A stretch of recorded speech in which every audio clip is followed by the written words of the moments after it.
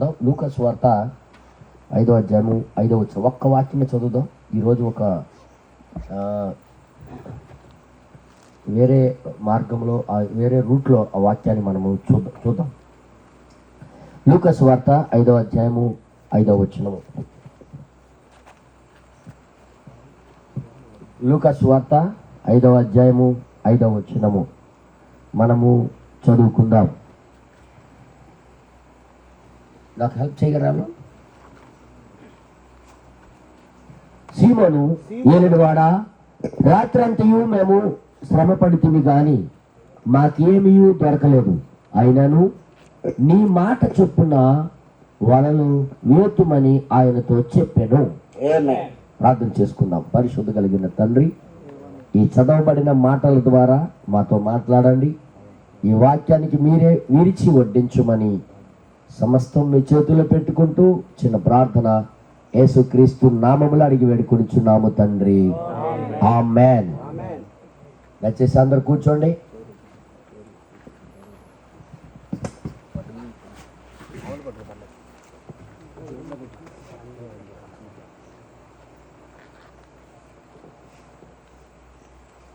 హల్లెలూయా.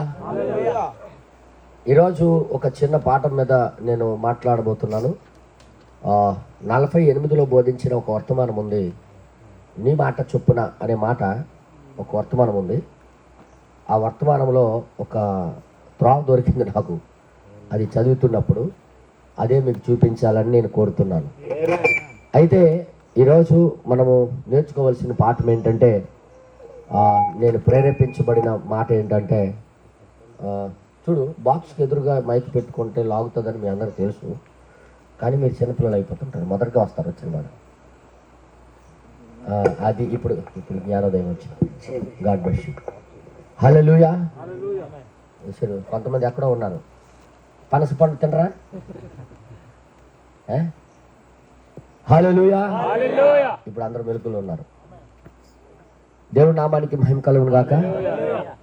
ఈరోజు నేను ఒక అంశం మీద నేను మాట్లాడాలనుకుంటున్నాను. ఏంటంటే, నువ్వు ఇష్టపడి అంగీకరించినప్పుడే అనే దాని మీద నేను మాట్లాడతాను.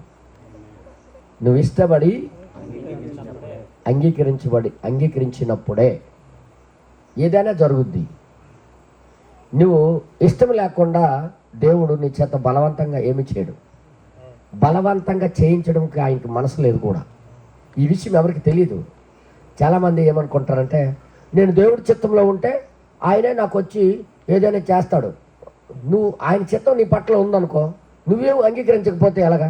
ఉదాహరణకి ఒక అబ్బాయి ఒక అమ్మాయి, ఆ అమ్మాయి ఇష్టపడ్డ దీనికి, ఆమె ఇష్టపడకపోతే నేనేమి పెళ్లి చేసుకోగలడా ఏంట? అలాగే దేవుడు మనం అంటే ఇష్టపడుతున్నాడు.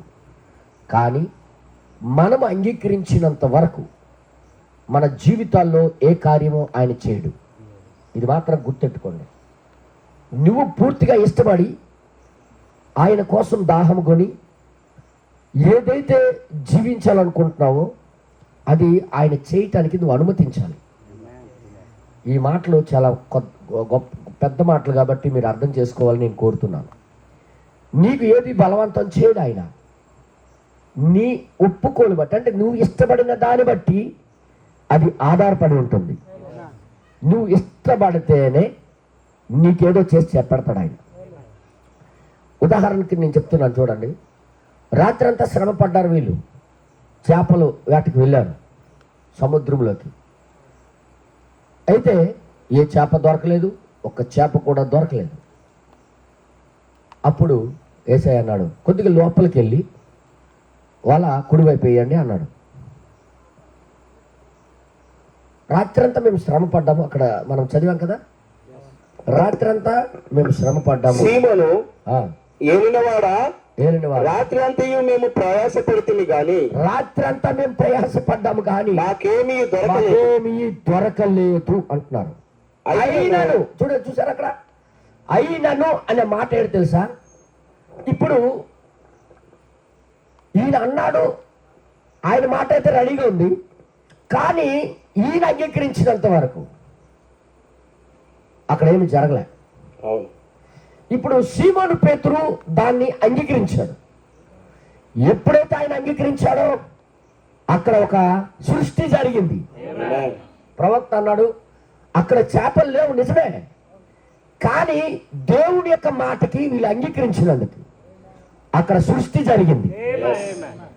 ఈ రోజు సమస్య మనలో మన జీవితాలు బాగుపడకపోవడానికి కారణం ఏంటంటే, దేవుడి మాట అయితే మన కోసం పలకబడింది, మన కోసం చెప్పబడింది, కానీ మనము సరైన రీతిలో దాన్ని అంగీకరించట్లేదు. మనము కానీ సరైన రీతిలో అంగీకరిస్తే అక్కడ లేనిది ఉన్నట్టుగా జరగవలసిందే. నీ దగ్గర విశ్వాసం లేదనుకో, దానికి నువ్వు అంగీకరించాలి. ఫస్ట్ నువ్వు అంగీకరించకుండా అది ఆయన ఏమి చేయలేడన్నా, ఆయన ఏమి చేయలేడు. నేను నిజం చెప్తున్నాను, నీ దగ్గర వాక్యంలో జీవించే జీవితం లేదు, ఓకే, అక్కడ నిజంగా లేదనుకో, లేకపోయినా సరే నువ్వు జీవించడానికి నీ లోపల అంటూ ఒక అంగీకారం ఉండాలి కదా. నా దగ్గర లేదు కానీ నేను అలా జీవించాలనుకుంటున్నానని నువ్వు అంగీకరించినంత వరకు దేవుడు నీకేమి చేయలేడన్నా. ఆయన ఏదైనా చేయాలంటే ఈ సిస్టమ్ మీదే, ఈ కార్యం మీదే అది ఆధారపడి ఉన్నది. మనము గాని అంగీకరించకపోతే ఆయన ఏమి చేయలేడు, ఆయన ఏమి చేయలేడు కూడాను. చేయాలి అంటే, మనలో ఏదో జరగాలి అంటే ముందు మనం అంగీకరించాలి. ఉదాహరణకి మనకి ఎంత బాధ ఉందో అది ఇంతవరకు ముందుకు వస్తుంది, చూడండి, ముందుకు వస్తుంది ఫ్యాన్. హల్లెలూయా, హల్లెలూయా, ముందుకి అటు పెట్టు. హల్లెలూయా, ఇంకా దూరం పెట్టాలి. ఓకే, దేవుడి నామానికి మహిమ కలుగును గాక. చాలా జాగ్రత్తగా వినండి. దేవుడు కోసం నువ్వు జీవించాలని ఆశ, దాహము నాకు ఉంది అంటే సరిపోదు, దాన్ని అంగీకరించాలి ఇచ్చేవాడికి. డాక్టర్ అని నీకు ఎంత బాధ ఉందో అది ముఖ్యం కాదు, ఎంత గాయమైందో, ఎంత పుండు ఉందో అది కాదు. ఆ డాక్టర్ కూడా ఏం చేయలేడు నీకు. ఆ పుండు తొలగించుకోవడానికి నువ్వేం చేయాలంటే ఆయన చేసిన ఆపరేషన్కి నువ్వు అంగీకరించాలి. ఏటన్నా ఆయన అంగీకరించకుండా ఆపరేషన్ థియేటర్లో నీకు తీసుకెళ్ళాడు, నీకు ఆపరేషన్ చేయలేడు. అవునా కాదో చెప్పండి. మరి మన జీవితాల్లో కూడా దేవుడు ఏదైనా అవసరమో అది కావాలనుకోని కోరిక, దాహము మనలో లేకపోతే, దానికోసం మనం అంగీకరించకపోతే, ఆయన చెప్పిన దాన్ని, మన లోపల కూడా ఏ సృష్టి జరగదు. సృష్టి జరగాలి అంటే ముందు మనం అంగీకరించాలి. అందుకే ఈ లేఖనాలు మనకు పెట్టి ఉన్నాడు ఆయన. ప్రవక్త ఏమన్నాడో మీకు చదివి వినిపిస్తాను, తర్వాత వర్తమానంలో మీకు తీసుకుని వెళ్తాను, ఓకేనా? దయచేసి మీరు అందరూ జాగ్రత్త వినాలని కోరుతున్నా. నీ మాట చొప్పున వర్తమానం ఉంది కదా, 48లో బోధించారు. తీసారన్నా? ఇప్పుడే అరగంట అని చెప్పేసి తీసారా? హబ్బులోని 48 అని కొరత వచ్చేస్తుంది, ఓపెనింగ్ అయిపోద్ది. బాబోయ్, నేను ఇందాక తీసి ఉంచండి అని చెప్పాను కదా, హబ్బు అని చెప్పాను, దొరికిపోయిందా? తీసారా? 5వ పేరా.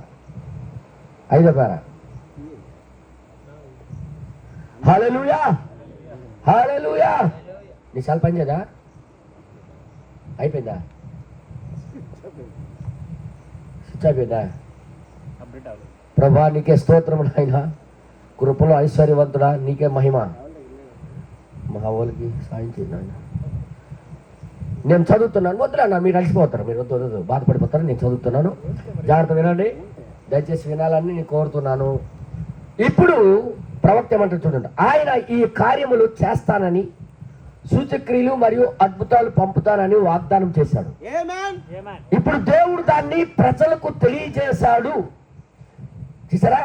ఇప్పుడు మీరు దాన్ని దర్శనమును పొందితే, మరి దాన్ని విశ్వసిస్తే ఈ రాత్రే మీరు స్వస్థత పొందే తీరుతారు. పొందే రాత్రి అవుతుంది ఈరోజు. ఇప్పుడు మీరు సందేహించినట్లయితే, క్రీస్తు స్వయంగా నా సూటు మరియు నా యొక్క బూట్లు ధరించి ఉన్నాడు. ఎక్కడ? ప్రవక్త ఏమంటాడు చూడండి, దేవుడు ఎక్కడో లేడు, ఇప్పుడు మన మధ్యలోనే ఉన్నాడు. నా సూటు నా బూట్లు వేసుకొని నిలబడ్డాడు మీ మధ్యలో అంటాడు. దేవుడు ఎక్కడ ఉన్నాడు? సూటు బూటు అన్మార్పిగా ఉన్నాడు. క్రీస్తు స్వయంగా నా సూటు మరియు నా బూట్లు ధరించి ఆయన ఇక్కడ నిలబడి ఉన్నప్పటికీ, ఇక్కడ మధ్యలో మన మధ్యలో ఉన్నప్పటికీ, దయచేసి వినండి, ఉన్నప్పటికీ మరియు మీరు సందేహించినట్లయితే, లేకపోతే ఇప్పుడు ఇక్కడ మీరు ఎంత అనారోగ్యంతో ఉన్నారో అదే అనారోగ్యంతో అలాగే తిరిగి వెళ్ళిపోతారు అంగీకరించకపోతే, విశ్వసించకపోతే. అలాగే అయినా ఆయన మీ సొంత ఇష్టానికి వ్యతిరేకంగా మిమ్మల్ని రక్షించలేడు. అంటే నువ్వు ఏది చేయాలనుకున్నా ఆయన చేస్తాడనుకో, కానీ నువ్వు ఇష్టపడకపోతే ఆయన ఎందుకు ఇస్తాడు? నీ సొంత ఇష్టానికి వ్యతిరేకంగా మిమ్మల్ని స్వస్థపరచలేడు. దేవుడి యొద్దకు వచ్చేవాడు ఆయన ఉన్నాడని, తను వెతుకు వారికి ఫలము దయచేవాడని మీరు గ్రహించాలి. ఫస్ట్ ఏం చేయాలన్నా మనం ఫస్ట్ ఇష్టపడాలా బాగుపడడానికి. ప్రభా నువ్వు మా మధ్యలో ఉన్నావు, నాకు చెయ్యు అనాలా. నువ్వు అది ఏ బాధమనే నువ్వు చెయ్యు అని నువ్వు అంగీకరించకపోతే, నువ్వు ఇష్టపడకపోతే ఆయన ఏమీ చేయలేడు. అర్థమవుతుంది మీ అందరికీ? ఆయన మన మధ్యలో ఉన్నప్పటికీ, సృష్టికర్త మన మధ్యలో ఉన్నప్పటికీ ఏమన్నా అన్నయ్య ఇప్పుడు చూడండి, మనకి ఆకలి ఆకలి వారం రోజులు బట్టి ఆకలి వేస్తుంది, బిర్యానీ డేక్షతో ఉంది. నువ్వు తినకపోతే నీ కడుపు ఎక్కడ నిండుతుంది? నువ్వు ఇష్టపడాలి, అది ప్లేట్లో పట్టుకొని తినాలి అని మనసు రావాలి నీకు. నువ్వు ఇష్టపడకుండా ఆయన ఏమీ చేయలేడు. ఈరోజు మన జీవితాల్లో సమస్యల్లాగా ఉండిపోతున్నాయి. ఎందుకంటే మనం పూర్తిగా ఆయన పనికి, ఆయన మాట చొప్పున లోబడే గుణము మనలో లేదు. అందుకే మన సమస్యల్లాగా ఉండిపోతున్నాయి. సంఘముకి ఈరోజు బలహీనతలు ఎందుకు పీడిస్తున్నాయంటే రోగాలు పూర్తిగా అంగీకరించట్లేదు. అంగీకరించకపోతే నీ సొంత ఇష్టానికి వ్యతిరేకంగా ఆయన ఏం చేయలేడన్నా, బలవంతంగా ఆయన ఏం చేయలేడు. ఆయన ఎంత పెద్ద డాక్టర్ అయినా నువ్వు అంగీకరించకపోతే ఆయన ఎలాగ ఆపరేషన్ చేస్తాడు? ఆయన ఎంత గొప్ప సీనియర్ ఏమన్నా, ఎంత మంచివాడైనా నువ్వు అంగీకరించకపోతే ఆయన ఏం చేయగలడు? ఈరోజు సంఘము, అందుకే ఈ మాట ఎందుకు రాశాడంటే నీ మాట చొప్పున అనే అంగీకారం ఆయనకు అయింది. అయినను నీ మాట చొప్పున వలలు ఓతునని ఆయనతో వల వేస్తాను అన్నాడు ఆయన. ఎప్పుడైతే ఆయన అంగీకరించాడో అక్కడ ఏదో సృష్టి జరిగింది. ఆయన ఇష్టానికి వ్యతిరేకంగా ఆయన ఏమి చేయలేదు. ఆయన ఇష్టపడతానే నువ్వు వేయు అన్నాడు ఆయన. నువ్వు ఇష్టపడతావా అది దొరుకుతాయి, నువ్వు ఇష్టపడకపోతే నేనేం చేయలేను అన్నాడు దేవుడు. అంటే ఇష్టపడ్డాడు కాబట్టి వల పిగిలిపోయినంత చేపలు పడ్డాయి వలలో. అర్థమైంది మీ అందరికీ? ఇప్పుడు దీన్ని బట్టి చూస్తే ఈ సిచ్యువేషన్ ఏం అర్థమవుతుందంటే మనం ఇష్టపడితేనే ఏంటడా ఆయన మాటకి మనం ఇష్టపడితేనే ఆ మాట వచ్చి మనలో ఏదో చేస్తుంది.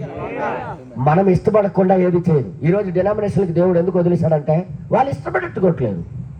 మా జీవితాలు చొక్కని, మా జీవితాలు నరుకని, మా ఇష్ట ప్రకారం మేము బ్రతుకుతాం అంటున్నారు. కానీ ఈరోజు అలాంటి మనుషులకి దేవుడు ఏం చేయలేడన్నా. నువ్వు నిద్ర వస్తుంటే నిద్ర వదులుకోవాలని మనసు నీకు రావాలి, నీకు ఆ దాహం పుట్టాలా. ప్రభు మేము సరిగ్గా నడవలేకపోతున్నామనే బాధ నీలో పుట్టాలి. ఆయన బలవంతంగా వచ్చి నీకు రెక్కపట్టి దాటించడు. నువ్వు ఇష్టపడితేనే, అర్థమైంది మీ అందరికీ? మీరు ఇష్టపడితేనే మీ ఇష్టానికి వ్యతిరేకంగా ఆయన ఏమి చేయడు. అంటే దాని అర్థం ఏంటంటే నువ్వు ఇష్టపడకుండా అంత పెద్ద సృష్టికర్త అయినప్పటికి కూడా, అంత పెద్ద పని చేసినప్పటికి కూడా ఆయన మన జీవితాల్లో ఏ కార్యము చేయడు. చెయ్యాలి అంటే ముందు ఇష్టపడి ఆయన చెప్పినట్టుగా మనం లోబడాలి. ఎంతమందికి అర్థమవుతుంది ఈ మాటలు? ఆయన ఇష్టపడితేనే కానీ మన మధ్యలోకి వచ్చి పని చేయడు. ఇది మాత్రం గుర్తెరగాలని నేను కోరుతున్నాను. హల్లెలూయా. ఇష్టపడకుండా దేవుడు నీకేమి చేయడానికి గుర్తెట్టుకోండి. అందుకే బైబిల్లో ఈ నియమము పెట్టి ఉన్నాడు ఆయన. ఏ నియమమో మీకు చూపిస్తాను చూడండి. ఏ నియమమో మీకు చూపిస్తాను. పాపములో పడిపోయినప్పుడు వారు విడుదల పొందాలనుకో కోరిక లేదనుకో, దేవుడు ఏం చేయడు. నేను మాట్లాడుతున్నాను అంటే మొత్తానికి మన ఒప్పుకోలు మీదే ఆధారపడదు రక్షణ. మన ఒప్పుకోలు మన ఇష్టం మీద ఆధారపడి ఉంది. స్వస్థత మన ఇష్టం మీద ఆధారపడి ఉన్నది. చెప్పండి, అందరూ చెప్పండి. మనం అంగీకరిస్తేనే దేవుడు ఏదైనా చేస్తాడు. ఆయన మనం అంగీకరించకుండా ఆయన బలవంతంగా వచ్చి రుద్దడం. ప్రపంచానికి అలాగైతే రక్షణ అందరికీ ఇచ్చేసిండు ఆయన. అలాగైతే ఆయన ఇష్ట ప్రకారంగా చేయాలనుకుంటే అది అప్పుడు కేసు ఎలాగైపోద్ది అంటే ప్రతివాది లేకుండా అయిపోద్ది అనమాట. సాతానుడు ఏమంటాడు, నువ్వు బలవంతంగా ఇచ్చేస్తున్నావు కాబట్టి వాళ్ళు వచ్చేస్తున్నారు, లేకపోతే నీవంటే ఆయనకి వారికి ఇష్టం లేదు అంటాడు వాడు. అలాగా మాట పడ్డం దేవుడి దగ్గర ఇష్టం లేదు. నేను ఎవరికైనా వారికి చెప్తాను, మాట్లాడతాను. వారు ఇష్టపడితేనే నా వాక్యం యొక్క సృష్టి ఏదో వారి జీవితాల్లో చూపిస్తాను నేను. హల్లెలూయా. అందుకే మన ఇష్టానికి వ్యతిరేకంగా దేవుడు ఏం చేయడానికి గుర్తెట్టుకోండి. హల్లెలూయా. మన బైబిల్ తెరిచి చదువుతాం ఇప్పుడు. దేవుడి నామానికి మహిమ కలుగును గాక. ఇక్కడే ఉండండి, ఇక్కడే ఉండండి. ఇక్కడ ఉంటేనే మీకు అర్థమవుతాయి. హల్లెలూయా. హల్లెలూయా. ఆ మైక్ లో చదవకపోవడమే బాగుంటుంది ఏమనిపిస్తుంది నాకు. హల్లెలూయా. దేవుడి నామానికి మహిమ కలుగును గాక.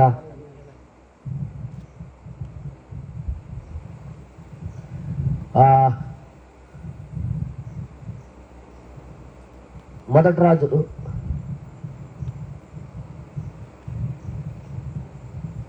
8వ అధ్యాయము 32వ వచనం నుండి నాకు చదివి కొద్దిగా హెల్ప్ చేయాలి మీరు. అందుకే ఆయన మనకి ఒక్కొక్కరు నాకు హెల్ప్ చేస్తే కొద్దిగా మీరు బేబీగా 32 నుండి అన్నాను, 34 లాగా వినబడ్డది. నీవు ఆకాశమందు విని ఏమంటాడన్నా? నీవు ఆకాశమందు విని ఇంకా కొద్దిగా ముందుకెళ్దాం.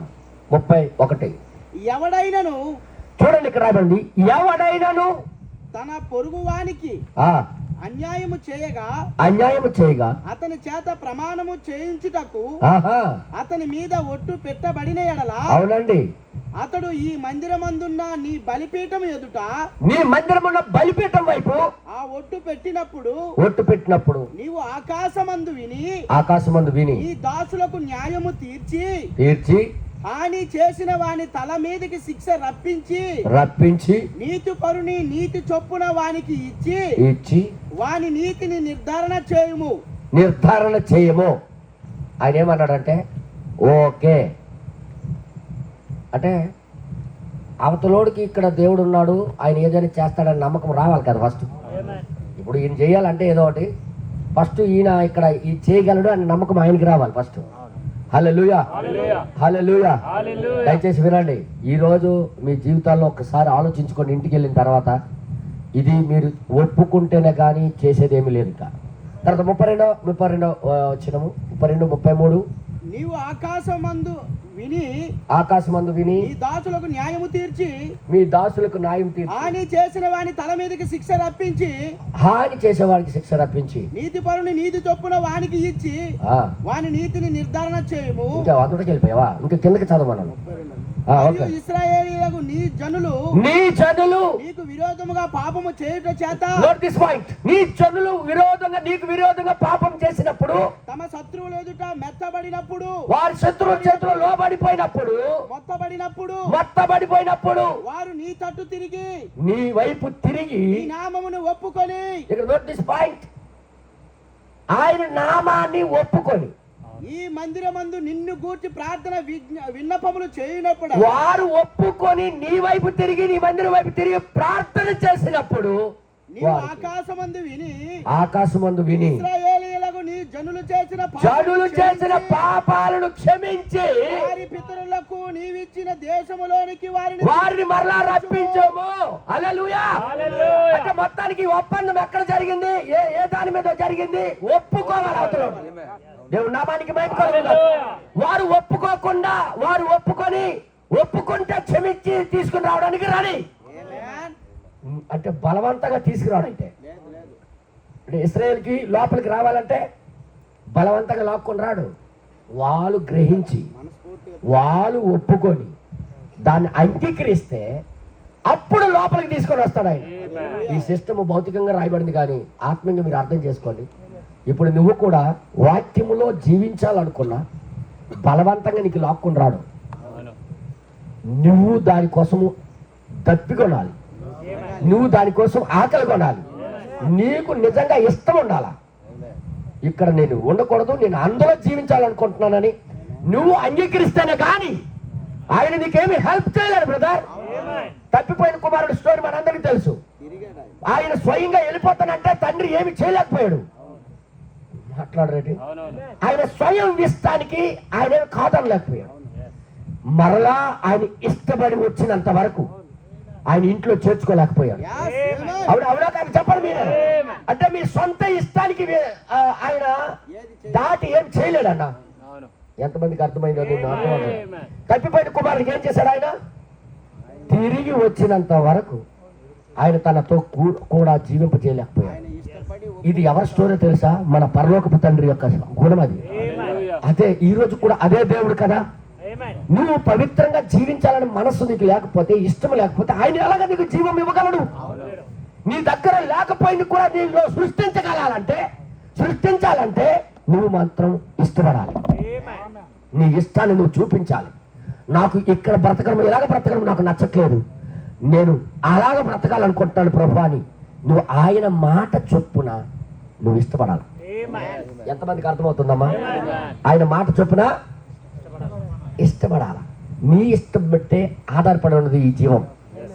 హల్లెలూయా. ఎంతమందికి అర్థమైంది? ఇప్పుడు వాళ్ళు వెళ్ళిపోయిన శత్రువుల చేతిలోకి వెళ్ళిపోయిన వీళ్ళకి వారికి ఇష్టం పుట్టి మేము ఇక్కడ ఉండకూడదు ప్రభా, మేము తప్పు చేసాం ప్రభా అని వారు ఒప్పుకుంటేనే గాని మళ్ళీ రారు వీళ్ళు. దేని మీద సంతకం జరిగింది దేవుడి దగ్గర? ఒప్పుకోలు మీద. అర్థమైంది మీ అందరికీ? ఇష్టం మీద ఆధారపడి ఉంది ఇప్పుడు. అందుకే ప్రవక్త అంటారు, మీ ఇష్టానికి వ్యతిరేకంగా ఆయన ఏమీ చేయలేడు. అర్థమైందా? మేము రాత్రి అంతా వెతకమండి, మాకేం దొరకలేదు, సరేలే బాగా చెప్పాం అనుకుని వాళ్ళు వలలు కట్టుకుని ఒడ్డుకొచ్చేస్తా ఆయన ఏం చేయలేకపోయాడు. కానీ నీ మాట చొప్పున ఎప్పుడైతే వాళ్ళ అంగీకారం తెరిచారో అప్పుడు ఏదో సృష్టి జరిగింది అక్కడ. ఈ రోజు కూడా మన జీవితాల్లో కొత్త సృష్టి జరగాలంటే మన అంగీకారం మీద ఆధారపడి ఉంది, మన ఇష్టాల మీద ఆధారపడి ఉంది. మనం ఇష్టపడతాను కానీ దేవుని యొక్క వాక్యం మనలో వచ్చి నివాసం చేయదు. మనం ఇష్టపడితే కానీ దేవుడు మన హృదయాలకు వచ్చి కూర్చోడు. మనం ఇష్టపడితే కానీ పవిత్రమైన నడత మనకి రాదు. మనమే లోపలికి రావాలంటే మనమే ఇష్టపడాలా. మీ అందరికి అర్థమైపోయింది అనుకుంటాను. హల్లెలూయా. అంటే ఇక్కడ ఇన్నాళ్ళు చదివిన వేరు, ఇప్పుడు మనం అర్థం చూసుకున్నది వేరు. అర్థమవుతుంది మీ అందరికి? అందుకు అంటున్నాడు. ఇంకా కిందకి చదివినట్లయితే 35 మరియు వారు నీకు విరోధంగా పాపము చేసినందున ఆకాశం మూయబడి వర్షము లేకపోగా, ఆకాశం మూయబడిపోయి వర్షం లేకపోయినా నీవు వారిని ఈలాగున శ్రమ పెట్టవలసిన వారు నీ నామమును ఒప్పుకొని తమ పాపములను విడిచి, వారి పాపాలు విడిచి ఈ స్థలము తట్టు తిరిగి ఈ స్థలం వైపు తిరిగి ప్రార్థన చేసినప్పుడు నీవు ఆకాశమందు విని ఈ దాసులైన ఇశ్రాయేలీయులకు నీ జనులు చేసిన పాపమును క్షమించి వారు నడవవలసిన సన్మార్గమును వారికి చూపించి నీ జనులకు నీవు స్వాస్థ్యముగా ఇచ్చిన భూమి మీద వర్షము కురిపించుము. ఇది కూడా ఎక్కడ దేని మీద ఆధారపడి ఉంది? ఇంకా వాళ్ళు ఇష్టపడతానే అన్నాడు ఆయన. అంటే మన సొంత ఇష్టానికి మీదే ఆధారపడింది ఏదైనా సరే. ఈ రాత్రి ప్రతి ఒక్కరూ అర్థం చేసుకోండి. నువ్వు పవిత్రంగా పరలోకాన్ని వెళ్ళాలనుకుంటున్నావా? అది నువ్వే ఎన్నుకోవాలి. నువ్వు కరెక్ట్ గా జీవించాలనుకుంటున్నావా? అది నీ మీద ఆధారపడి ఉన్నది. లేదా నేను లోకంలోనే తిరుగుతున్నట్టు నీ ఇష్టం అది. కానీ మన ఇష్టానికి వ్యతిరేకంగా ఆయన ఏమి చేయలేడని. అంత పెద్ద దేవుడు అయినా సరే, ఇంత సృష్టికి సూర్యుడు మంచి చేసినప్పుడు కూడా మనిషి దగ్గరికి వచ్చేసరికి వీడి ఇష్టం మీద పెట్టేశాడు. చంద్రుడికి వాడి ఇష్టం వాడికి లేదు, సూర్యుడికి వాడి ఇష్టం వాడికి లేదు. ఆయన ఇష్టం నెరవేరుస్తున్నాయి. ఏదో నేను మాట్లాడుతున్నప్పుడు ప్రకృతి అంతా ఆయన ఇష్టం మీద నడుస్తుంది. నేను ఎలా చెప్పను, కానీ మనిషి దగ్గరికి వచ్చినప్పుడు మాత్రం ఏం జరిగిందో తెలుసా? వాడి ఇష్టం మీద ఆధారపడిపోయాడు. ఇప్పుడు దేవుడు ఎవరి ఇష్టం మీద ఆధారపడ్డాడు తెలుసా? మన ఇష్టం బట్టి. ఒకవేళ మరియమ్మ ఆ రోజు ఆమె గర్భంలో ఆయన దాల్చడానికి ఇష్టమున్నా, దయాప్రాప్తురాలా, నీకు శుభము, ఇదిగో రక్షకుడు నీ కడుపులో పుట్టబోతున్నాడు, నాకు గట్టవద్దు ఆయన, నేనేమి నిందరమోయను అంటే మారిపోయింది స్టోరీ. అర్థమైంది మీ అందరికీ? ఎందుకు తలుపు తడుతున్నాడు అంటూ హృదయాల దేవుడు వాడికి ఇష్టం ఉందా లేదా లేదు. లేకపోతే డైరెక్ట్ దూరలేడా? గుండెకాయలు తయారు చేసినాడు ఆయన, హృదయాలు తయారు చేసినాడు ఆయన. బలవంతంగా అయితే ఎవడైనా తప్పించుకోగలడా?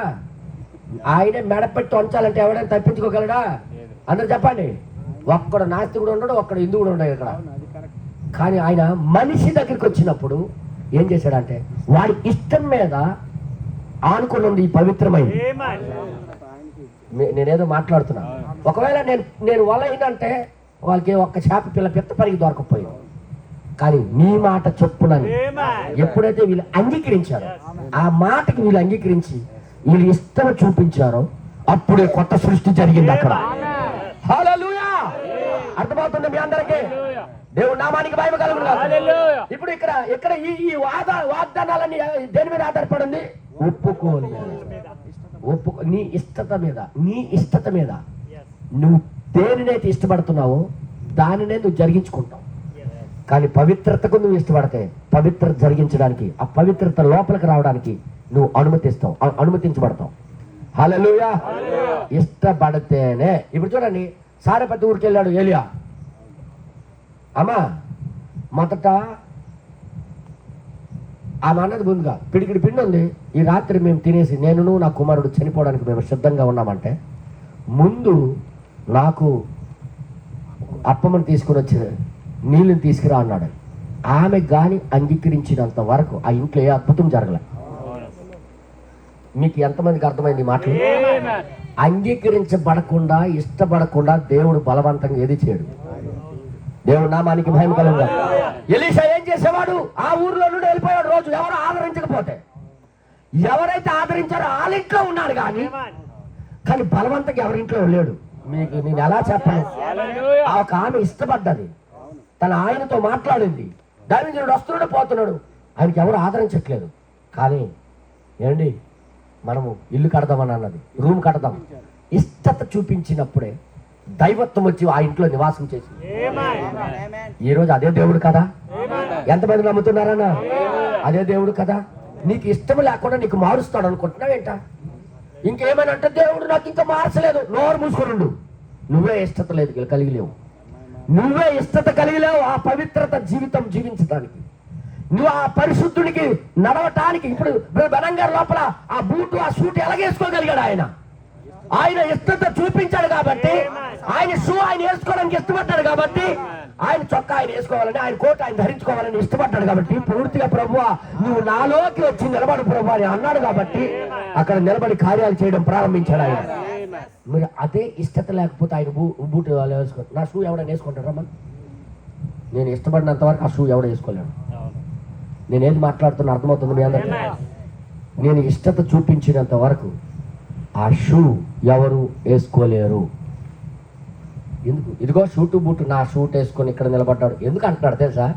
నేను పూర్తిగా ఆయనకి నేను సమర్పించుకున్నాను. ఇక్కడ నిలబడాలని, ప్రజలకి హెల్ప్ చేయాలని, ప్రజల యొక్క రోగాలు తీయాలని, పాపం నుండి విడుదల చేయాలని ఆయన ఇష్టత చూపించాడు ఆయన పట్ల. హల్లెలూయా! మీకు అర్థమవుతుందా? మీద నుండి వెళ్ళిపోతుందా? ఇది ఏ ట్రిక్ మీద ఆధారపడింది? నీ ఇష్టం మీద. నీకు అసలు పవిత్రంగా జీవించాలని ఇష్టం లేకపోతే నువ్వు సంవత్సరాల కొలదైనా నువ్వు మారవు. ఎన్ని సంవత్సరాలైనా నీ జీవితం మారదు, ఎన్ని సంవత్సరాలైనా నీకు పవిత్ర జీవితం రాదు. అందుకే ఈరోజు రాత్రి మీకు చెప్తున్నా, ఈ రాత్రే సరైన ఇష్టత చూపించి, ఈ లోకంలో ఇలాగ బ్రతకడం నాకు ఇష్టం లేదు, నువ్వు అనుకునే రీతిలో నేను బ్రతకాలనుకుంటున్నాను, ప్రభు పూర్తిగా రా, నన్ను స్వాధీనం చేసుకో అని నువ్వు ఇష్టత చూపించకపోతే నీ లోపలికి ఆయన రాడు. నువ్వు కునికిని జీవితమే జీవిస్తావు, నటించే జీవితమే జీవిస్తుంటావు, నా చూపించుకునే జీవితమే జీవిస్తుంటావు, ఏదో వచ్చామా లేదా సంఘానికి అనే జీవితమే జీవిస్తావు. నువ్వు డూప్లికేట్ జీవితం జీవిస్తూ ఉంటావు. కానీ నువ్వు ఇష్టత చూపించినప్పుడు, నువ్వు ఇష్టపడేటప్పుడు ఆయన రావడానికి ఇష్టమే ఆయనకి. హల్లెలూయా! ఆ అమ్మాయి మార్గంలో వెళ్ళిపోతున్నా శిష్యులకి చూసి ఏమన్నాడు ఆయన? ఆయన బలవంతంగా మీ ఇంట్లోకి వస్తానని చెప్పలే, వాళ్ళే బలవంతం పెట్టారు, ఇష్టపడ్డారు వాళ్ళు. వాళ్ళే వీళ్ళతో ఉండడము, ఆయన ఉంటే మంచిది, మా హృదయాలు బాగా మండుతున్నాయి, ఆత్మీయంగా మండుతున్నాయని ఇష్టపడ్డారు కాబట్టి ఇంట్లోకి వెళ్ళాడు ఆయన. హల్లెలూయా! నిజం చెప్పాలంటే వారి కోసమే వచ్చాడు ఆయన. నాకు తెలియక అడుగుతున్నాను, వారి కోసమే వచ్చిన అతను వారికి వదిలేసి ఇంకా ముందుకెళ్ళిపోతాడేంటి అంటే, వాళ్ళ ఇష్టతకి వ్యతిరేకంగా నేను చేయలేడు. ఎన్ని మాటలు వచ్చేస్తున్నాయి ఇక్కడ, ఎన్ని మాటలు వస్తున్నాయి మీకు అర్థమైందా? ఆ దాహం అనేది నీలోకి రాకపోయినంత వరకు ఆయన దాహం తీర్చడు. నేనేదో మాట్లాడుతున్నా. మత్తయి సువార్త 5వ అధ్యాయంలో నీతి కొరకు ఆకలి దప్పిక కలిగిన వారికి ధన్యులు, వాళ్ళు తృప్తి పడతారు. అంటే ఆకలే లేదనుకో అంటే అంతే కదా మరి దాని అర్థం. అంటే నీకు ఇష్టత లేకపోతే, ఇంకో మాట చెప్పాలంటే ఆకలి అంటే ఏంటంటే ఇంకో దానికి ఇష్టత అని అంటారు. ఇప్పుడు ఏంటి ఆకలి అంటే ఏంటి అర్థం? అంటే అన్నం తినాలనా ఇష్టంగా ఉంది ఇప్పుడు అంటుంటారు కదా. ఇష్టమే. ఇష్టపడుతున్నప్పుడు పవిత్రంగా జీవించాలని మనిషి ఇష్టత చూపించినప్పుడు వాడు ధన్యుడు. ఆ పవిత్రత ఆయనలోకి వచ్చి నివాసం చేయడం ప్రారంభిస్తాడు. ఎంతమంది చప్పట్లు కొడతారు? ఒక్కబెడుతుందా? ఆయన ప్రణాళికలు ఒక్కొక్కటి చూస్తుంటే మతి పోద్ది. మతి ఆయన ఉద్దేశాలు అలాగున్నాయి. మనం చదివిన వాక్యాలు ఇవన్నీ మనకేం కొత్తవి కాదు, కానీ ఆయన తెరిచినప్పుడు మాత్రం ఒక కొత్త ఆనందం వస్తుంది. హల్లెలూయా. ఎవరో కదుపుతున్నారు, కదపండి ఇప్పుడే. ఎవరు కదప అలా అక్కడ వెలుగుతుంది మరి. హల్లెలూయా. దేవుడి నామానికి మహిమ కలుగును గాక. నాకు తెలుసు ఇలా జరుగుతుందని. మన హృదయాలకు ఎరిగిన దేవుడు మన దేవుడు. హల్లెలూయా. హల్లెలూయా. ఏదో కొండ మీద ప్రసంగం ఉన్నప్పుడు కరెంటు లేదు, కానీ వినండి, స్వరం వినండి. నువ్వు ఇష్టపడకుండా దేవుడు ఏమి నీ గురించి చేయలేడు.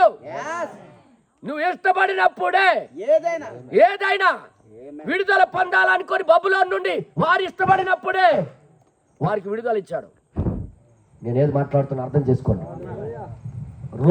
రోమీయులు వెళ్తున్నప్పుడు వాళ్ళు విడుదల పొందాలని కోరుకున్నారు. బబులోనీయులు వెళ్తున్నప్పుడు వాళ్ళ ఇష్టత చూపించారు వారి స్వదేశానికి వెళ్ళిపోవడానికి. మీకు తెలుసా ఇంకో విషయం తెలుసా? ఇశ్రాయేలు ఐగుప్తులో ఉన్నంత వరకు దేవుడు వాళ్ళకి విడుదల చేయలే. ఇదేంటి బ్రదర్ మీరు ఎలాగనేస్తున్నారు అంటే, నా భావం ఏంటంటే, మాకు ఇక్కడే బాగుంది అన్నంత వరకు, మాకు ఇదే బాగుంది అన్నంత వరకు వాళ్ళకి విమోచకుడు పంపించలేదు. ఎప్పుడు పంపించలేదు? ప్రభువా మాకు రావా, విమోచకుడు పంపిస్తానన్నా ఎప్పుడు పంపిస్తావయ్యా? మేము వెళ్ళిపోవడానికి, మా వాగ్దాన భూమానికి వెళ్ళిపోవడానికి రెడీగా ఉన్నామని ఎప్పుడైతే ఇష్టత చూపించారో వారి కోసం మోసేని పంపించాడు ఆయన. అంటే ఇప్పుడు ప్రజల యొక్క ఇష్టత బట్టే ఆధారపడి ఉంది అది. నువ్వు నిజంగా పరలోకానికి వెళ్ళాలని ఇష్టత చూపిస్తే ఆయన నీకు వచ్చి పరలోకానికి నడిపిస్తాడు. నీ అడుగు జాడలు మారుస్తాడు, నీ ప్రణాళిక మారుస్తాడు. బ్రదర్ లూజ్ కనెక్షన్ బ్రదర్, ఏం చేస్తాను బ్రదర్ మీరు? అందుకే రాత్రిపూట మీరు ప్రేయర్ పెట్టకూడదని నాకు భావన. రాత్రిపూట మీకు ఇక్కడ సెట్ అవ్వదు, పగలైతేనే పర్వాలేదు. హల్లెలూయా. దేవుడి నామానికి మహిమ కలుగును గాక. హల్లెలూయా. ఏంటది? ఇష్టత చూపించినప్పుడు దేవుడు కార్యం చేస్తాడు. దేవుడి నామానికి మహిమ కలుగును గాక. దేవుడు ఏదైనా చేయగలడు. దేవుడు ఏదైనా చేయగలడు. ఇంకో మాట చెప్పనా? ఒక్క నిమిషం.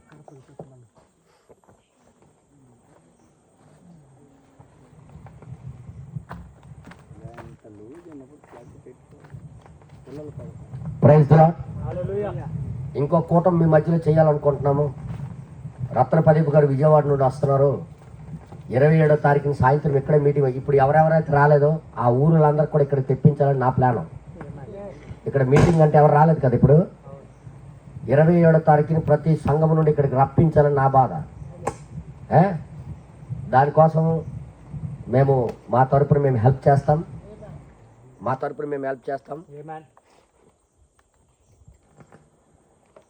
ఎందుకంటే వాడికి ఇష్టం ఉండదు. మనం ఇష్టం పెట్టుకోవాలని, మన ప్రియుడి మీద మన ప్రేమ ఎక్కడ పెరిగిపోద్దని వాడి భయం. మన ప్రియుడి మీద మన ఆశ, మన కోరికలు పెరిగిపోతాయని వాడి భయం. హల్లెలూయా. హల్లెలూయా. ఇవన్నీ ఎప్పుడు చేయాలి తెలుసా? షట్టింగ్ గట్టిగా మీటింగ్ జరగక ముడిపే. దేవుడి నామానికి మహిమ కలుగును గాక. ఇష్టత మీద ఆధారపడి ఉన్నది.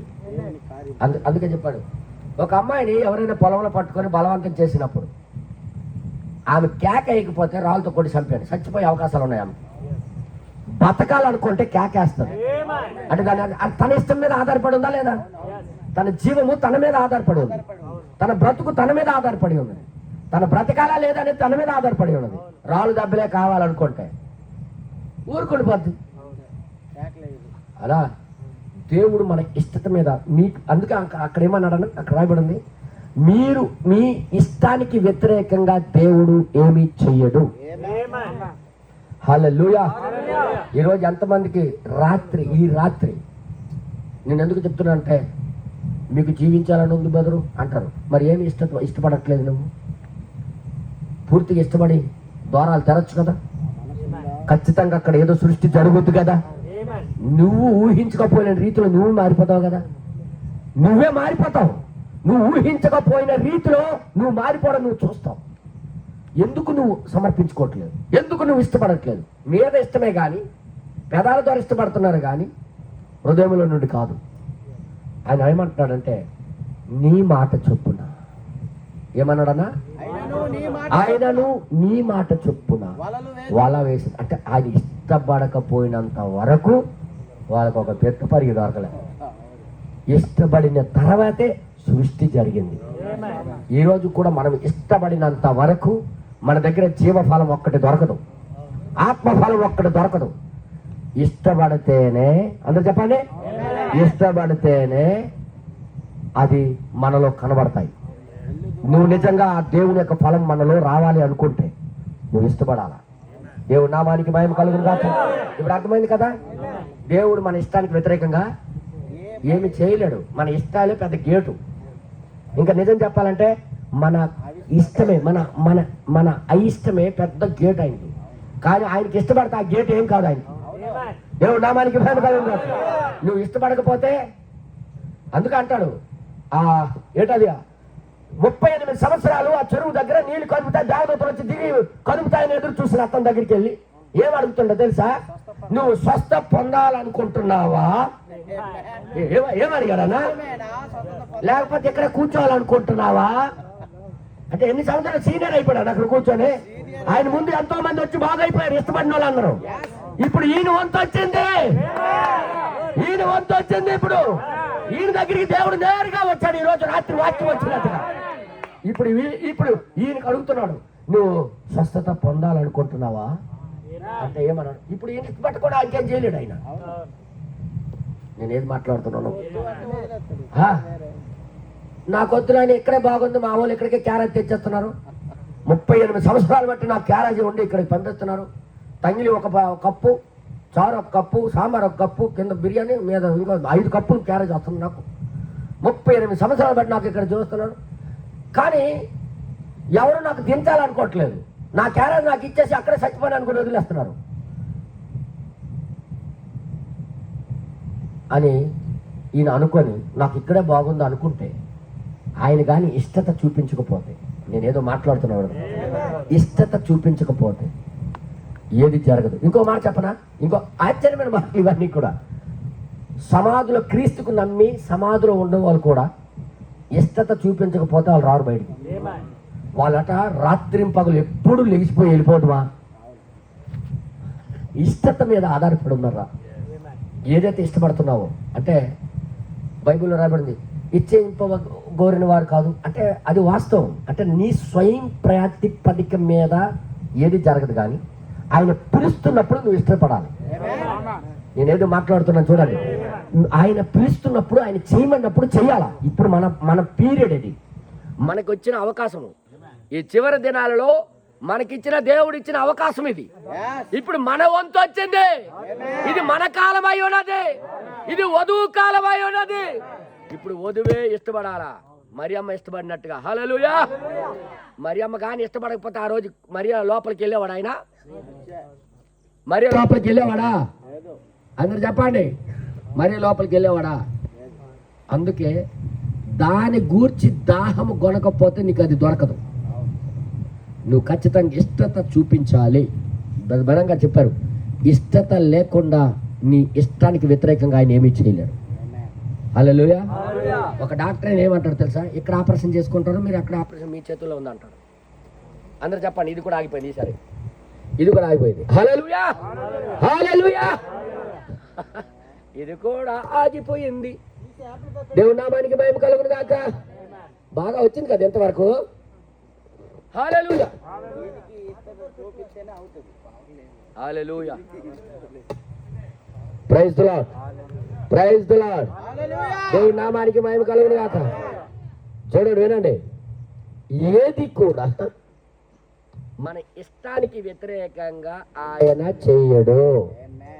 ఇది మాత్రం గుర్తెట్టుకోండి. నీవు ఇష్టపడుతున్నావా లేదా అనేది నీ జీవితమే చూపిస్తుంది. నువ్వు అనుకోవచ్చు నాకు లోపల ఎంత ప్రేమ ఉందో నీకేడు తెలుసు బెదర్ అంటే, మరి ఎందుకైతే నువ్వు చూపించట్లేదు? ఎందుకైతే నువ్వు కలిగి ఉండట్లేదు? ఎందుకైతే నువ్వు ఇష్టపడట్లేదు? ఎందుకైతే నువ్వు దేవుడి దగ్గరికి రావటం లేదు? ఎందుకైతే నువ్వు ముందుకి కదలాటం లేదు? ప్రభువానికి స్తోత్రములు ఆయన. హల్లెలూయా, హల్లెలూయా. ఈ కరెంట్కి ఇష్టం లేదు కాబట్టి మన దగ్గర ఉండట్లేదు. అది ఇష్టం ఉంటే ఉండు కదా. అర్థమైంది మీ అందరికి? ఇష్టం లేకుండా మనం ఏమి చేయలేం. కరెంట్కైనా దేవుని నామానికి మహిమ కలుగును గాక. నిజమే, ఆ దయ్యం పట్టిన వాడు ఊరికి వెళ్తుంటే ఆయన సమాధిలో కట్టబడ్డాడు. ఆయన గోలేచి గొలుసులు తెంపిన మనిషి. ఆ ఊరోళ్ళందరూ వచ్చారు, నాయన మా ఊరు నువ్వు రాకు అన్నాడు ఆయన. హల్లెలూయా. మా ఊరికి నువ్వు రావద్దు అన్నారు. వింటున్నారా? మా ఊరికి నువ్వు బలవంతకి వెళ్ళిపోయాడు లోపలికి. అలాంటోడు కాదు మనోడు. మన దేవుడు అలాంటోడు కాదు. అక్కడున్న ప్రజలు ఇష్టపడి ద్వారం తెరిస్తేనే కానీ ఆయన వెళ్ళే దేవుడు కానే కాదు. ఇప్పుడు చెప్పండి, ఈ పరిశుద్ధత ఈ కాలంలో మన కోసం దిగొచ్చింది. ఈ పరిశుద్ధత మనలో నివాసం చేయటానికి ముందు ఇష్టపడాలి మనం. ఇదిగో ఈ నడత నాలోకి రావాలి ప్రభువా, ఈ జీవితం నాలోకి రావాలి ప్రభు అని నువ్వు కోరుకుంటేనే కానీ నీలో వచ్చి నివాసం చేయదు. ఇది నువ్వు మామూలుగా బ్రతికి వెళ్ళిపోతున్నట్టు అది నీ ఇష్టం. కానీ పరిపూర్ణత నీలోకి రావటానికి ఇష్టపడుతుంది. దానికోసం నువ్వు ఇష్టపడాలి. ప్రవక్త ఏమన్నాడనే నేను మీకు చదివి వినిపిస్తాను. దాహం అనే వర్తమానంలో దయచేసి మీరు అందరూ చూడాలని కోరుతున్నాను. దాహం అనే వర్తమానంలో బ్రదర్ దయచేసి ఓపెన్ చేయండి. నన్ను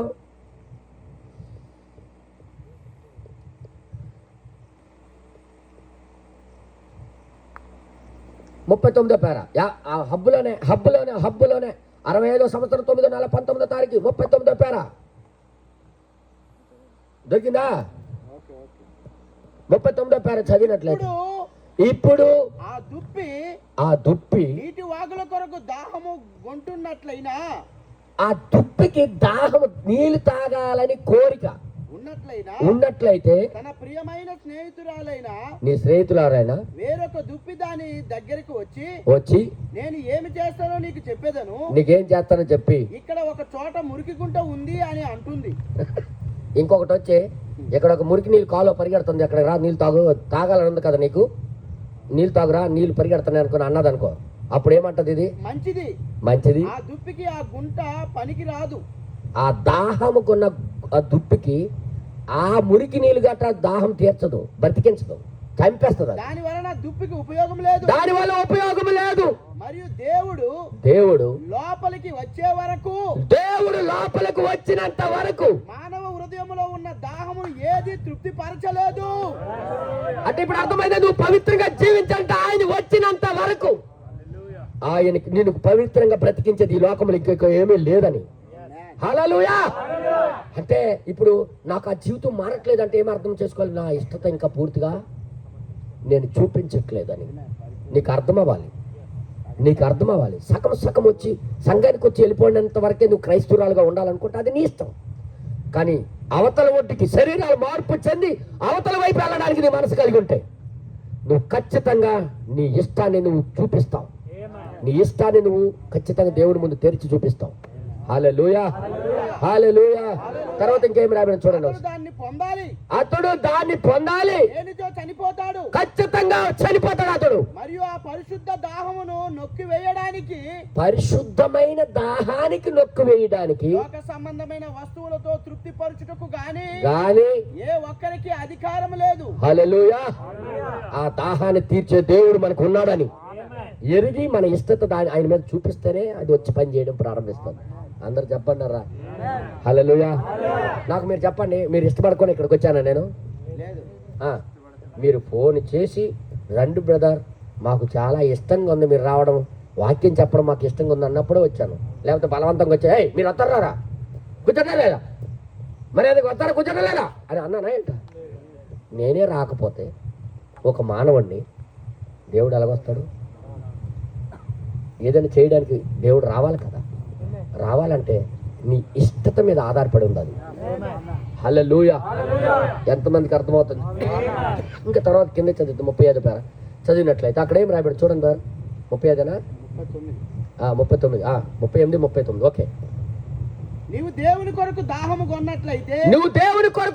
కొన్నట్లయితే బోధకునితో కరచాలనము చేసి నీ పేరును పుస్తకంలో వ్రాయించుకొనవద్దు. కేవలం కరచాలం మీద పుస్తకాల పేరు మీద వరకు వచ్చి ఉండిపోకు. తర్వాత ఇంకేమంటున్నాడు? నీవు దేవుని కొరకు దాహము కొన్నట్లయితే దానిని తృప్తిపరిచేది ఒక్కటే ఒకటి ఉన్నది. దాన్ని తృప్తిపరిచేది ఏంటది? అది దేవుణ్ణి తెలుసుకోవడం. హల్లెలూయా. ఇంకా తర్వాత ఇంకెందుకు? దేవుని కొరకు దాహము కొన్నట్లయితే నువ్వు దేవుని కొరకు దాహము కొన్నట్లయితే చేయవలసిందంతా దాహము తీర్చుకున్నటకు ఆయనను కలుసుకోవడమే. హల్లెలూయా. అంటే ఆయన కలుసుకోకపోతే నీ లోపల ఉన్న పవిత్రమైన నడత రాదు, పవిత్రమైన జీవితం రాదు. ఆయనకి నువ్వు ఖచ్చితంగా కలుసుకోవాలంటే నువ్వు ఇష్టత చూపించాలా. దేవుడు నామానికి మహిమ కలుగుగాక. ఇచ్చేయించు వారందరికీ దొరుకునిది, ఇచ్చేయించు వారు వచ్చి తాగనిమ్ము జీవజలపు ఊట అని చెప్పలేదా? చెప్పలేదు యేసయ్య. అంటే ఇష్టత మీద ఆధారపడి ఉంది. హల్లెలూయా. ఆ నువ్వు దగ్గర ఉన్న స్త్రీతో మాట్లాడుతున్నప్పుడు ఏమన్నాడు తెలుసా? ఆమె కానీ అలాగ బ్రతకాలనుకొని మనసు లేకపోతే ఆమెకి అది దొరికేది కాదు. ఆ తప్పులో బ్రతుకుతుంది, కానీ ఆ తప్పులో ఉండడం ఆమెకి ఇష్టం లేదు. ఆమె ఇష్టం అంతా ఏంటి తెలుసా? దేవుడు చెప్పినట్టుగా బ్రతకడం, దేవుడు చెప్పినట్టుగా చేయటం, దేవుడు చెప్పినట్టుగా చేయాలని ఒక మనసుతో ఆమె ఆ తప్పులో బ్రతుకుతుంది బలవంతంగా. ఒకరోజు ఆయన వచ్చి ఇస్తావా నీళ్ళు తాగడానికి అన్నాడు. మీ అందరూ తెలుసు ఏం జరిగింది. నాకు ఇష్టమే అన్నది. ఆ ఇష్టత చూపించింది కాబట్టి ఆయన తనకు తానుగా బయలుపరుచుకున్నాడు ఆయన. హల్లెలూయా. ఈరోజు కూడా అదే దేవుడు మన ముందు నిలబడి ఉన్నాడు. మన ఇష్టత మీద ఆధారపడి ఉందని గుర్తెట్టుకోండి. నువ్వు సంవత్సరాల తరబడి నీ జీవితం బాగోట్లేదంటే సరైన ఇష్టత నువ్వు చూపించట్లేదు. సగము లోకానికి సగము దేవునికి నీ మనసిస్తున్నావు కాబట్టే ఏమీ జరగట్లేదు. కానీ నువ్వు సంపూర్ణంగా దేవుడి మీద ఇష్టత చూపిస్తే నీకు మార్చడం పెద్ద విషయం కాదు. రాత్రే మాట్లాడుకున్నాం, ఆయనకి అసాధ్యం అంటూ ఏమీ లేదు. లేని దగ్గర కలుగు చేసే దేవుడు ఆయన. ఇప్పుడు ఆ చేపలు లేవు అక్కడ, కానీ అక్కడ చేపలు కలిగాయా లేదా? ఆయన సృష్టికర్త అయిన దేవుడు నీ లోపల ఏదో కొత్త సృష్టి చేయాలంటే నువ్వు ఇష్టత చూపించాలన్నా. నువ్వు ఇష్టత చూపించకుండా చెప్పండారా, ఇష్టత చూపించకుండా దేవుడు ఏమి చేయడు. హల్లెలూయా. హల్లెలూయా. అందుకే నీకు చదవకుండా ఎవడు చదివించలేడు. మ్యాథ్స్ కాదు, BEd pass first class world record కొట్టినోడని నీకు ఎవడు చదివించలేడు. నీకు చదవాలని ఇష్టం ఉంటేనే నీకు చదువు వచ్చినట్టుగా చేయగలడు ఎవడైనా. నువ్వు పవిత్రంగా బ్రతకాలనుకుని ఇష్టత చూపిస్తేనే నీకు నడిపించగలడు దేవుడు. ఎందుకంటే మానవుడి దగ్గరికి వచ్చినప్పటికీ మానవుడు ఇష్టం మీద వదిలేశాడన్న. లేకపోతే సూర్యుడి దగ్గర అలగలేదు. సూర్యుడు నాకు నచ్చినట్టుగా నేను తిరిగి ఎక్కడికో వెళ్తానంటే ఒప్పుకోడు. మర్యాదగా అక్కడే ఉండు, నీ ఇష్టాలు గట్రా నా దగ్గర పనిచేయవు. కానీ మానవుడి దగ్గరికి వచ్చినప్పుడు మాత్రం వాడి ఇష్టం మీద ఆధారపడి పెట్టేశాడు. ఎందుకంటే దేవుడు మానవుడికి ఏదో బంధం ఉంది. హల్లెలూయా. హల్లెలూయా. దేవుడు నామానికి మహిమ కలుగును గాక. అర్థమవుతుంది మీ అందరికీ? ఆయన కొరకు నువ్వు దాహం కొనాలని దేవుడు కోరుచున్నాడు. హలో, నువ్వు ఇష్టత చూపించి, ఇంకో మాట చెప్పాలి, నువ్వు ఇష్టత చూపించాలని దేవుడు కోరుతున్నాడు.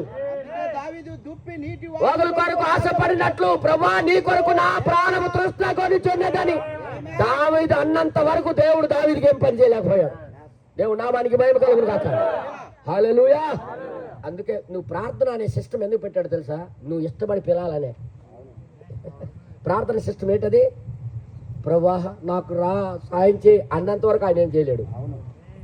అంటే మన ఇష్టం మీద పెద్ద పెద్ద గేట్ అన్నమాట ఇది, మన ఇష్టం మీద.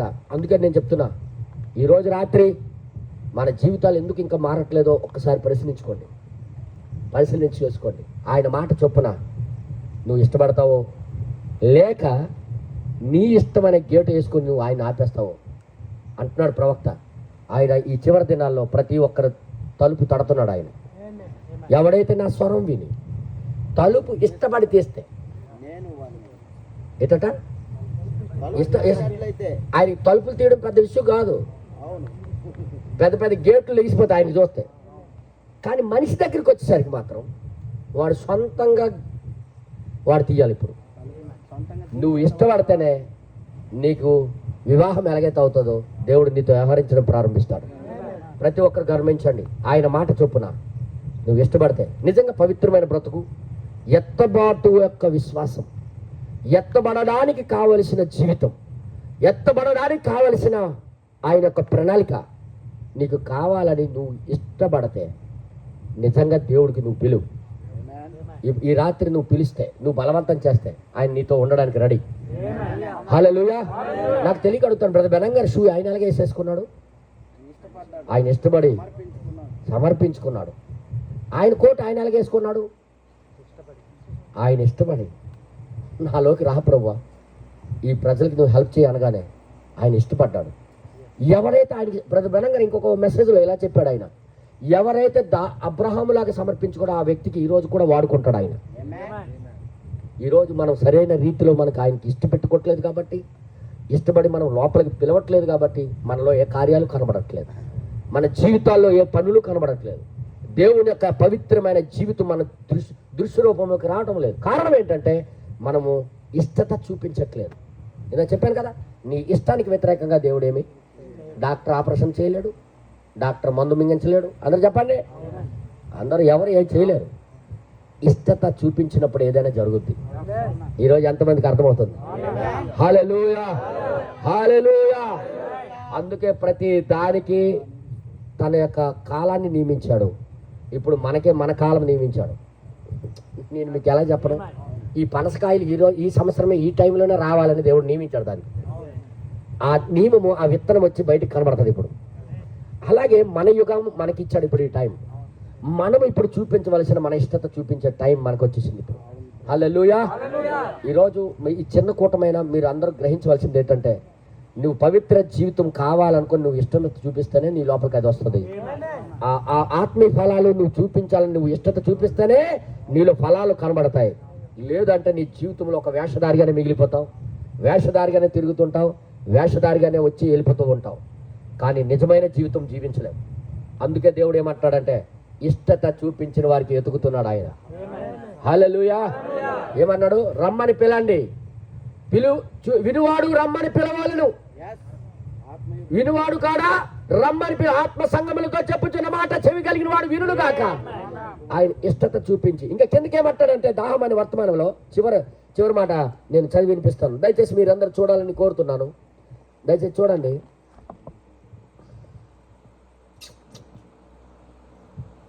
94వ పేరు అనుకుంటా. వేరే